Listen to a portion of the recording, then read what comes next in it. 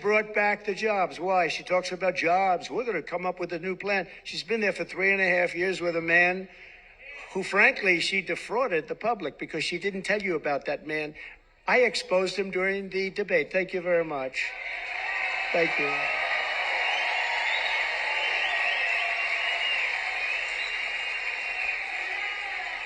And now the bombs are starting to drop in the Middle East. You see what's going on there, right? That would have never happened. Israel would have never happened. Ukraine would have never happened with Russia. You wouldn't have ever had an embarrassment like that Afghanistan disaster, with worst, most embarrassing day in our country's history.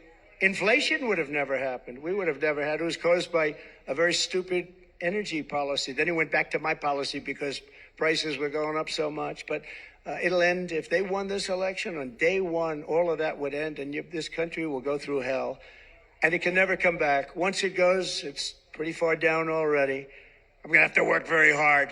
It's pretty far down. When you let 20 million people come into our country from places unknown and from prisons and from mental institutions and terrorists, Kamala Harris won't end the economic crisis. She will only make it worse.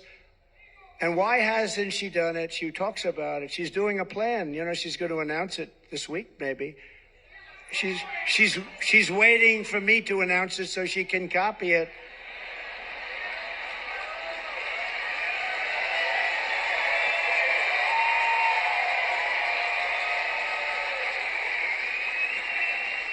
Like, remember a couple of days ago? And we will have no tax on tips. I said that was my plan. Not only didn't she, I mean, they came up with a plan to go after all these people violently. Then one day she just uttered that down. But she'll copy a lot of other things, too. But she'll never do them. She'll never do them. She'll say them for the election, but she'll never do them. She can't solve the problem because she is the problem. She really is. People like her.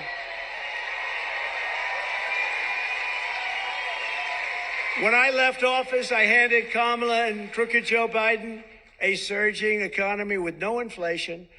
The 30-year mortgage rate was 2.4%. Gasoline had reached $1.87 a gallon, and for periods of time was even lower than that.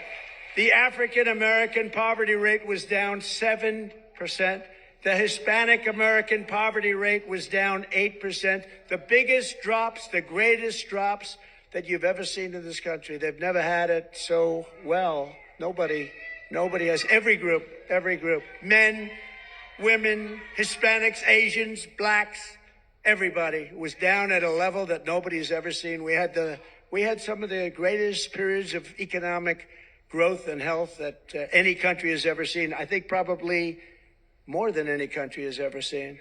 In 4 short years under President Trump, we passed the largest tax cuts in history, the largest regulation cuts in history. We unleashed American energy, and real income surged by more than $4,200 in just a short number of months. I mean, it was nobody, you never had it so good. Now you're not doing so well. I hated it.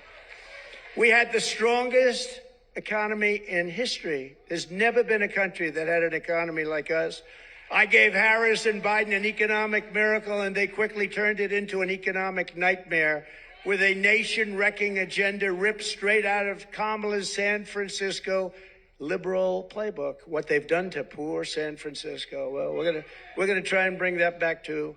Harris and Biden waged war on American energy, threw open our borders, flooded the country with low-wage migrant workers, passed the Green New scam, racked up almost $10 trillion in debt, and buried our workers in job-killing regulations, costing $10,000 per family. That's a lot of money.